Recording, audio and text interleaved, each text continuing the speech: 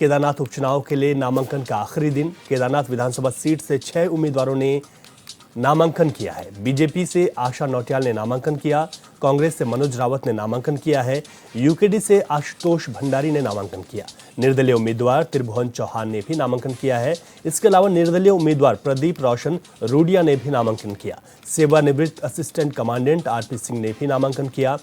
4 नवंबर को नाम वापस लेने की आखिरी तारीख है। तो आपको बता दें कि केदारनाथ में होने वाले उपचुनाव में 6 लोगों का नामांकन हुआ है, जिसमें भाजपा और कांग्रेस के प्रत्याशियों से नामांकन हुआ है।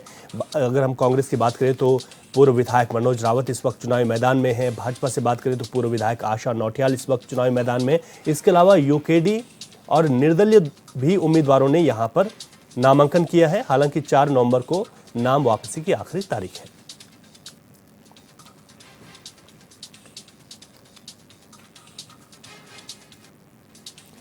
तो आपको बता दें कि केदारनाथ विधानसभा सीट से कुल 6 उम्मीदवारों ने नामांकन दाखिल किया है। केदारनाथ में उपचुनाव होना है। 20 नवंबर को यहां पर मतदान होगा। 23 नवंबर को नतीजे हम सबके सामने होंगे कि किसको जनता अपना आशीर्वाद देगी। कांग्रेस और भाजपा के बीच यहां पर मुख्य टक्कर है। कांग्रेस ने भी पूर्व विधायक मनोज रावत को चुनावी मैदान में उतारा है, तो भाजपा ने भी आशा नौटियाल, जो कि 2 बार की इस सीट पर विधायक रह चुकी है, उनको चुनावी मैदान में उतारा है। इसके अलावा निर्दलीय उम्मीदवार भी यहां पर चुनावी मैदान में है और इसके अलावा यूकेडी के उम्मीदवार भी चुनावी मैदान में। अधिक जानकारी के साथ हमारे संवाददाता अरुण सैनी हमारे साथ फोन लाइन पर जुड़ गए। अरुण, जो यहां पर नामांकन हुए हैं, आखिरी तारीख 4 नवंबर को है, तो इन नामांकनों को देखते हुए किस तरीके के सियासी समीकरण यहां पर बनते हुए दिखाई देते हैं इस उपचुनाव में? जी रवि, केदारनाथ विधानसभा सीट पर उपचुनाव है और उपचुनाव में अगर बात की जाए, अभी तक की 29 अक्टूबर नामांकन की अंतिम तिथि थी और ऐसे में 29 अक्टूबर को करीब 4 निर्दलीय प्रत्याशियों ने भी नामांकन दाखिल किया और वहीं भारतीय जनता पार्टी से आशा नौटियाल और कांग्रेस पार्टी से मनोज रावत और यूकेडी पार्टी से आशुतोष भंडारी ने अपना नामांकन केदारनाथ विधानसभा सीट पर होने वाले उपचुनाव में दाखिल किया है।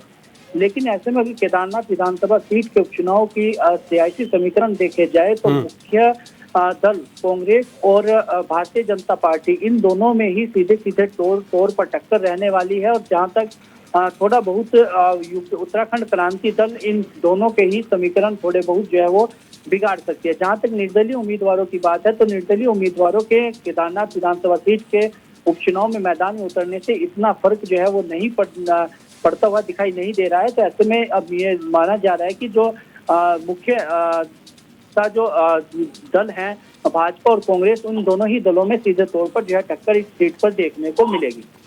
ठीक है, बिल्कुल ठीक कहा आपने कि भाजपा और कांग्रेस के बीच सीधी टक्कर इस सीट पर देखने को मिल रही है। बहुत शुक्रिया अरुण आपका तमाम जानकारी के लिए। उत्तराखंड सरकार और इंडो तिब्बतन बॉर्डर पुलिस यानी आईटीबीपी के बीच मुख्यमंत्री पुष्कर सिंह धामी की मौजूदगी में एमओयू साइन किया गया। दरअसल 23 अक्टूबर को हुई कैबिनेट बैठक में कई बड़े फैसले लिए गए थे, जिसमें इसमें एक फैसला सीमांत जिलों पिथौरागढ़, उत्तरकाशी और चमोली के पशु और मछली पालकों के लिए भी था। इस फैसले के तहत आईटीबीपी को स्थानीय पशुपालक ही मीट उपलब्ध कराएंगे। कैबिनेट के फैसले के मुताबिक बुधवार को उत्तराखंड सरकार और आईटीबीपी के साथ एमओयू किया गया। उत्तराखंड सरकार प्रदेश के बॉर्डर जिलों में रहने वाले लोगों की आर्थिक स्थिति को बेहतर करने के लिए एक योजना तैयार कर रही है। इस योजना के तहत न सिर्फ आसानी से यहाँ पर अगर हम देखें तो आईटीबीपी बटालियन को मटन, चिकन और मछली मिल पाएगी, बल्कि इन तीनों जिलों में इस योजना से करीब 200 करोड़ रुपए का व्यापार होगा, जिससे स्थानीय लोगों की आर्थिक स्थिति मजबूत होगी।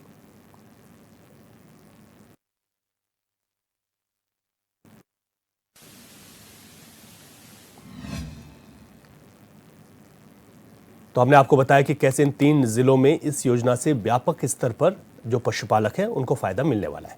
आगे बढ़ते हैं। दीपावली और महालक्ष्मी पूजन को लेकर बद्रीनाथ धाम और केदारनाथ धाम को सजा दिया गया है। बद्रीनाथ धाम को लगभग 8 क्विंटल फूलों से सजाया गया है, जबकि केदारनाथ धाम को 10 क्विंटल फूलों से सजाया गया है।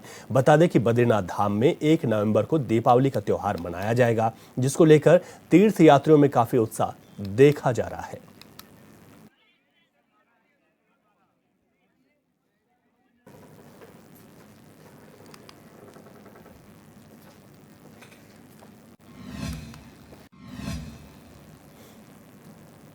ज्योतिर्मठ नगर के गैस गोदाम लिंक रोड पर स्थित गौशाला में दीपावली के पहले दिन सभी गौवंशों की विशेष पूजा अर्चना की गई। पारंपरिक मोटे अनाजों से बने लड्डू प्रसाद गैपिनी का भोग लगाया गया और दीपावली के विशेष पकवान और लड्डू प्रसाद भी अर्पित किए गए। ये गौशाला पालिका परिषद की ओर से निराश्रित गौवंशों के लिए बनाई गई है। वहीं स्थानीय पशु प्रेमियों ने भी मोटे अनाजों से बने विशेष प्रसाद का इन निराश्रित गौवंशों को भोग लगाया।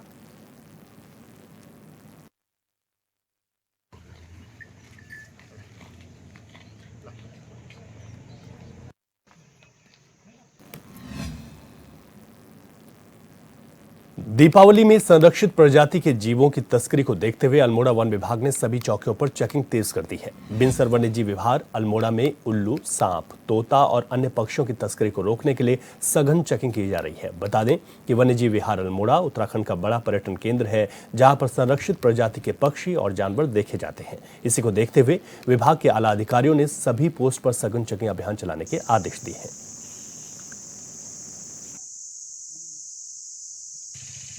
दीपावली के जो है अवसर पर जो है आदमी जो है सभी जो हमारा लोकल है वो सब त्योहार के मौके पे बिजी हो जाते हैं, तो उसके लेके जो है वन अपराध बढ़ने की संभावना भी बढ़ जाती है। तो इसके लिए सभी को हमारी जो रेंज है सबको निर्देशित किया गया है कि अपने अपने क्षेत्रों में सघन पेट्रोलिंग अभियान चलाएं, अपने अपने चेक पोस्ट पे वाहनों की जो है गहनता से जांच करें और हमारे रेंजों के द्वारा चाहे वो जागेश्वर है चाहे कनारी छीना है और विशेषतः बिनसर वाइल्ड लाइफ सेंचुरी में वाहनों की सघनता से जांच की जा रही है और संवेदनशील क्षेत्रों में पेट्रोलिंग की।